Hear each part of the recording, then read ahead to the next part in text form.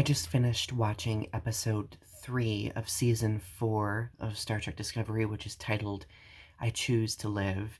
Unfortunately, I did not get to review last week's episode, which was episode 2, titled Anomaly, but it was an amazing episode.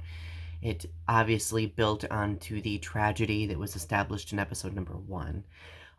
So P.S., just before I go any further, I will be discussing spoilers throughout this review of episode 3, so just keep that in mind. I just want you to be aware of that, so if you don't want to listen to spoilers, you might want to click away, alright? So episode 3, I Choose to Live, is, I think, probably my favorite Star Trek Discovery episode up until this point. I think that season 4 so far has made astronomical leaps and bounds when it comes to the writing surrounding character development, because so many different characters were developed throughout this episode, whether it be Michael Burnham herself or Dr. Culber, Stamets, Book, Tilly, Adira, and Gray. Like, all of these characters have had developmental moments which have been absolutely phenomenal. So, at the beginning of the episode, we are introduced to a rogue Kawat Malat agent who is killing people and stealing dilithium. So, that's a very interesting Star Trek Picard parallel, considering we're introduced to the Romulan warrior nuns, the Kawat Malat, in that show. So, this season of Discovery seems to be going in the direction of building onto introducing us more so to that segment of Navarre's population.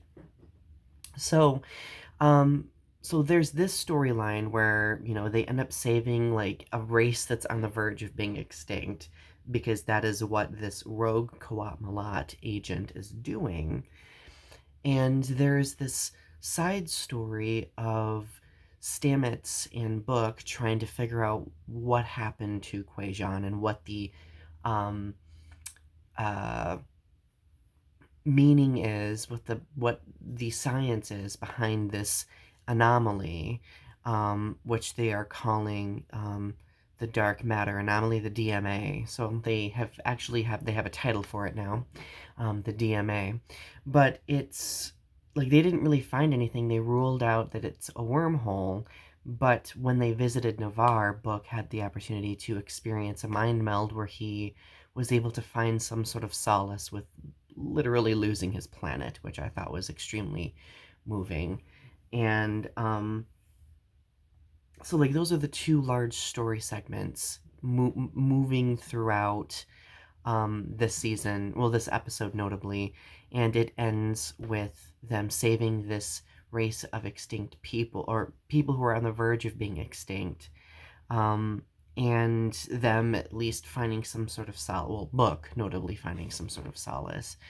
But then there's that third storyline where they are using a synthetic body to reincorporate Gray, the character, and I'm hoping that they go a little bit more into detail about that, because I think it's super interesting, but I think there's room for more development, and I'm fully confident that they will go into further detail on that. But honestly, this episode was amazing.